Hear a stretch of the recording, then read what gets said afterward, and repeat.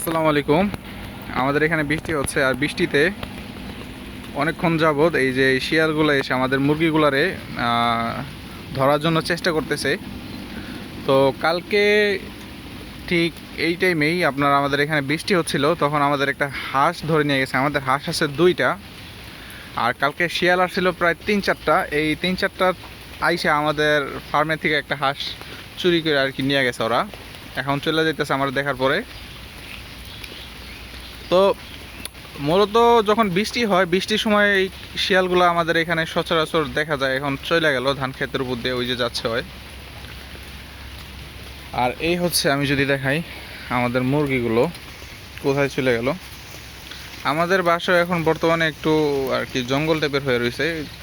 কিছুদিন আগে আমরা আমাদের এইখানে যে গাছগুলো আছে, কাঁঠাল গাছগুলো, ওগুলার ডালপালা কেটে দিছি। তো এই ডালপালাগুলো আমরা আমাদের উঠানের মাঝে রাখছি। তো এই যে মুরগি, তারপর আরও অনেক মুরগি ছিল এখানে। একটু আগে খাটাসে দৌড়ান দিছে, পরে সব বাসার উপরে চলে আসে। খাটাসে না, সরি, শিয়ালে।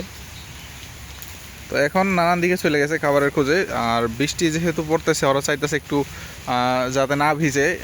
কিছু মুরগি চলে গেছে, যেমন আমাদের ওইখানে একটা ঘর আছে, যদি দেখা যায় ওই ঘরের নিচে কিছু, যে আমার কবুতরের খড়ের নিচে আছে। এখানে কয়টা 3-4টার মতো আছে বাচ্চা টাচ্চা নিয়ে। আর এদিক সেদিক খাবারের খোঁজে চলে গেছে।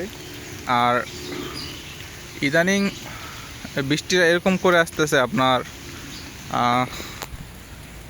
কি বলে ওইটা, আসে না যে একটা জোরে বৃষ্টি হয়ে চলে গেল, তা না। এটা হালকা হালকা গুড়ি গুড়ি করে প্রত্যেকটা দিনই অল্প অল্প করে পড়তেছে। আর আমাদের একটু প্রবলেম হইতেছে বৃষ্টিতে, কারণ এই বৃষ্টিতে না পারতেছি কোথাও বের হইতে, না পারতেছি কোথাও যাইতে। যদি কোথাও বের হওয়ার জন্য দেখা গেছে রওনা দিলাম, তখন এই ঘুরি ঘুরি বৃষ্টি পড়া শুরু হইলো। তবে একটু আগে আমি ঘুমাইছিলাম, আব্বু বললো যে প্রচুর পরিমাণে বৃষ্টি হয়েছিল। বৃষ্টিটা মিস করে ফেলাইছি। যাই হোক, আর এই হচ্ছে হাঁসগুলা, এইগুলো আমাদের না, মানুষের। এই যে হাঁসগুলা যে দেখা যায়, এগুলা আমাদেরটা তো নিয়ে গেছে। আমাদের দুইটা ছিল, একটা নিচে আম্মু বললো। এখন জানি না যে পরে যে আরেকটা ছিল ওইটা নিয়ে গেছে কিনা। বৃষ্টির সিজন আসলে অনেকটা প্যারার মধ্যে থাকতে হয়।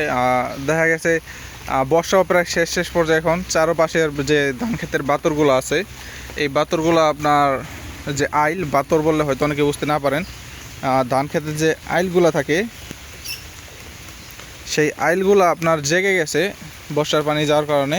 তো এখন শিয়াল কি করে, আপনার জঙ্গল ছেড়ে আর কি, জঙ্গলে ছেড়ে লোকালয়ে আসার রাস্তা ওদের অনেক হয়ে গেছে, যে কারণে ওরা মানুষের বাসায় লোকালয়ে চলে আসে।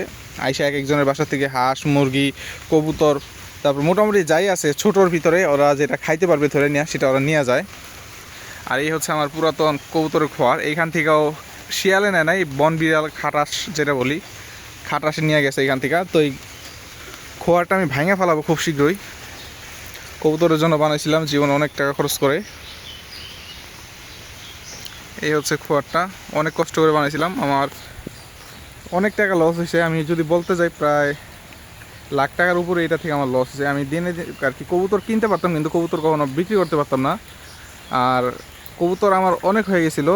অনেক হওয়ার পরে দেখা গেছে অনেক সময় কবুতরকে জায়গাও দিতে পারিনি। এত বড় একটা খোয়ার, এত বড় একটা খুব বানাইছিলাম কবুতরের জন্য, কিন্তু এখানে রাখতে পারি আর কি, কবুতরের জায়গা দিতে পারি নাই।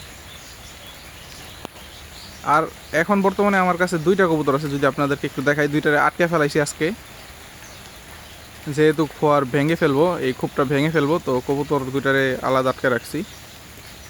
সেটা কথা। এই হচ্ছে কুকুরটা আমাদের, ওই প্রত্যেকবার পাহারা দেয়, কিন্তু ইদানিং ওদের আর কি ভাদ্র মাছ যেটা বলে, ভাদ্র মাছ যাওয়ার কারণে ওই একটু অসুস্থ। এখন মারামারি করে অন্য কুকুরের সাথে, নাক টাক মুখ, তারপর শরীরের নানান জায়গায় ইনজুর হয়ে গেছে, ছুইলা টুইলা কাইটা ফেলাইছে। আর এই হচ্ছে আমার কবুতর দুইটা, রেসার দোনোটাই আমার শখের কবুতর, যে কারণে অন্যগুলো সব বিক্রি করে ফেলাইছি। আরেকটা কবুতর ছিল যেটা আর কি আমি বিক্রি করতে চাই নাই, কিন্তু এটা খাটাসে নিয়ে গেছে।